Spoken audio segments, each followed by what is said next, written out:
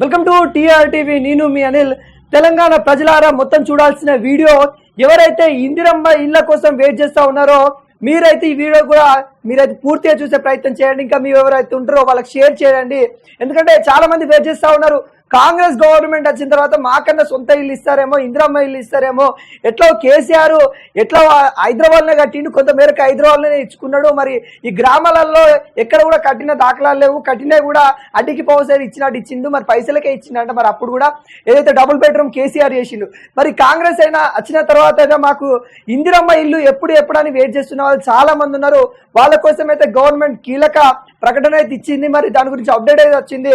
అదొకసారి మీకు పూర్తిగా చదివి వినిపించే ప్రయత్నం కూడా చేస్తాను. ఇందిరమ్మ ఇండ్లు లబ్ధిదారుల ఎంపికల్లో ఇద్దరికే కీలక రోల్. జిల్లా ఇన్ఛార్జి, మంత్రి, ఎమ్మెల్యేలే కీలక పాత్ర. ప్రొవిజనల్ రూల్స్ తో పొందుపరిచిన హౌసింగ్ శాఖ. సీఎం రివ్యూ ఆమోదం తర్వాతనే ఫైనల్. త్వరలో సమీక్ష సమావేశం అన్నట్టు కూడా మనకు ఒక వార్త అయితే రావడం ఇది జరిగింది. ఇందిరమ్మ ఇండ్ల స్కీమ్ లో జిల్లా ఇన్ఛార్జ్, మంత్రి, స్థానిక ఎమ్మెల్యేలు కీలక పాత్ర పోషించనున్నారు. లబ్ధిదారుల ఎంపికల్లో వాళ్ళదే కీ రోలు పోషించేలా హౌసింగ్ శాఖ ప్రొవిజనల్ రూల్స్ నిబంధనలను పొందుపరిచింది. దీనికి సంబంధించిన నిబంధనలపై త్వరలో ముఖ్యమంత్రి సమీక్షలో రివ్యూ ఏర్పాటు చేస్తామన్నట్టు కూడా మంత్రులతో సలహా సూచనలు స్వీకరించి త్వరలో ఫైనల్ చేస్తామన్నట్టు కూడా పేర్కొంది. జనాభా ప్రతిపాదిక కూడా తీసుకున్నట్టు కూడా తెలుస్తా ఉంది. సాధారణ గృహ నిర్మాణ పథకంలో ఎస్సీ ఎస్టీలకి 50% రిజర్వేషన్ కల్పిస్తారని, అయితే ఇందిరమ్మ స్కీమ్ లో ఒక కొత్త తరహా విధానాన్ని ముందుకు తీసుకురావాలని ప్రభుత్వం భావిస్తుందని, ఆయా ప్రాంతాల్లో సామాజిక సమీకరణ వారికి జనాభా బట్టి లబ్ధిదారులను ఎంపిక చేయాలని కూడా తెలుస్తా ఉంది. ఉదాహరణకి భద్రాద్రిలో కొత్తగూడెం జిల్లాలో 80% పైన గిరిజనులు నివసిస్తున్నారు.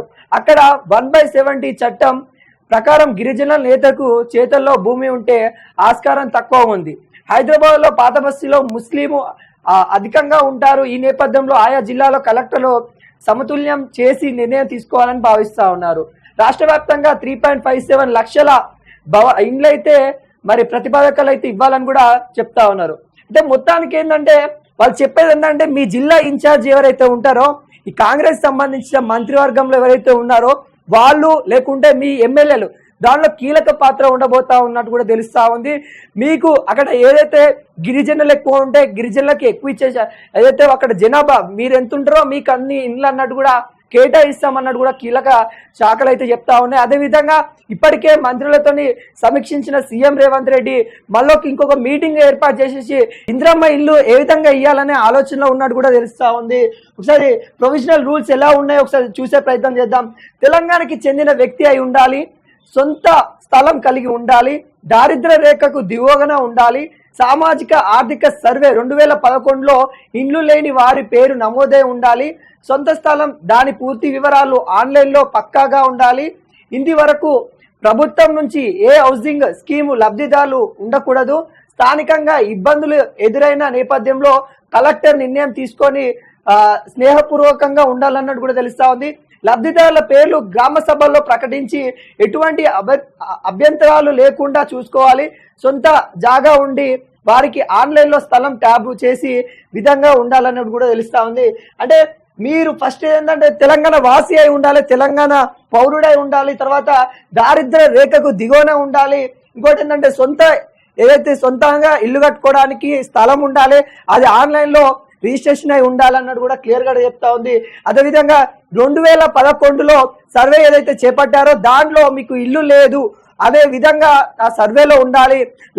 ఆ తర్వాత 2011 తర్వాత మీరు కట్టుకున్నా కానీ మీరు ఇల్లు లేదని నమోదు చేసుకొని ఆ సర్వేలో ఏ విధంగా ఉంటుందో ఆ విధంగానే మరి ముందుకెళ్లే విధంగా కనబడతా ఉంది. ఇదైతే ఇందిరమ్మ ఇల్లు ఎక్కడెక్కడ కడతా ఉన్నాము, ఏ స్థలంలో కడతా ఉన్నాం, ఏ సర్వే నెంబర్లో కడతా ఉన్నాం అనే విషయాలు కూడా ఎప్పటికప్పటికి మరి ఆన్లైన్లో పొందుపరచాలన్న విధానంగా సీఎం రేవంత్ రెడ్డి ముందుకెళ్తా ఉన్నారు. ప్రతి ఒక్కరి అర్హులైన ప్రతి ఒక్కరు కూడా ఇందిరమ్మ ఇల్లు ఇవ్వాలి. దారిద్ర్య రేఖకు ఎవరైతే దిగువన ఉంటారో వాళ్ళకి ఇందిరమ్మ ఇల్లు కల్పించే విధంగా కనబడతా ఉంది. 2025 ఏదైతే నెక్స్ట్ సంవత్సరం ఏదైతే ఉంటుందో 2025లో పూర్తి స్థాయిలో 3,75,000 ఇండ్లు ఇచ్చేటట్టుగా ప్లాన్ చేస్తున్నట్టు కూడా తెలుస్తా ఉంది. ఇప్పటికే హైదరాబాద్ లో కొన్ని డబుల్ బెడ్రూమ్ కేసీఆర్ గతంలో చాలా ఫ్లోర్లు వేసేసి చాలా కట్టిండు, కానీ దాంట్లో నీళ్ళ వసతులు, కరెంటు వసతులు లేకుండా చాలా ఇబ్బందులు అయితే ఉన్నాయి. ఇప్పుడు డ్రైనేజీ వ్యవస్థ లేదని చాలా వరకు అక్కడ కరెంట్ ఇష్యూ ఉన్నాయని కొంతవరకు కొన్ని ప్రాబ్లంలు ఉన్న చోట్లు కూడా ఉన్నాయి. వాటిని కూడా గుర్తించేసి అక్కడ కూడా ఎవరికైతే అలాట్మెంట్ అయిందో వాళ్ళకి ఇస్తామన్న నేపథ్యంలో కూడా కనబడతా ఉంది. హైదరాబాద్లో ఎవరికైతే అలౌట్ అవుతుందో వాళ్ళకి ఇచ్చి, ఎవరికైతే ఇంకెవరైతే అర్హులు ఉంటారో వాళ్ళకి కొత్త భవనాలు అయితే కట్టిస్తాం, ఇందిరమ్మ ఇళ్ళ పేరుతోనైతే కట్టిస్తాం అన్నట్టు కూడా సీఎం రేవంత్ రెడ్డి చెప్తా ఉన్నారు.